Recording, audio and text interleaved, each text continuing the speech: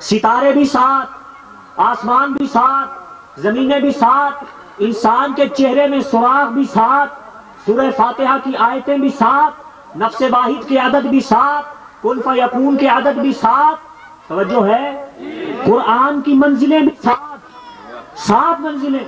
اور ہم جن پہ سجدہ کرتے ہیں اپنے جسم کے ذریعے انہیں اندام کہتے ہیں، اور اندام سجدہ بھی سات ہے. وہ سات اجزاء جن پہ سجدہ کیا جاتا ہے، 2 ہاتھ، 2 گھٹنے، 2 پاؤں، یہ کتنے ہو گئے؟ 6. اور 7واں یہ سر ہے، اور اس سر میں سوراخ بھی 7 ہے. رکھیے گا، سمجھنا ہے. آقا علیہ السلام نے ارشاد فرمایا ان اللہ تعالی انزل القرآن علی 7 احرف. اللہ نے قرآن عظیم کو 7 حرفوں پہ نازل کیا. سبحان اللہ. کتنے حرفوں پہ نازل کیا؟ 7 حرفوں پہ نازل کیا. اور یہ صحیح حدیث ہے، اللہ نے قرآن کو 7 حرفوں پر. علماء کرام فرماتے ہیں جی قرآن 7 قراتوں پہ نازل ہوا، اس لیے قرآن کی قرتیں بھی 7 ہیں. جو قرآن کی ہم قرات کرتے ہیں وہ 7. اللہ نے ارشاد فرمایا میں نے قرآن 7 حرفوں پہ نازل کیا ہے. 7 سے تمہیں پیدا کیا، 7 سے تمہیں رزق دیا. جو تمہارے اوپر ہے وہ آسمان بھی 7 ہے، جن میں رہتے ہو وہ دن بھی 7 ہے، جس زمین پہ چلتے ہو وہ زمینیں بھی 7 ہیں، جہاں جنت میں جاؤ گے یا دوزخ میں جاؤ گے وہ بھی 7 ہیں.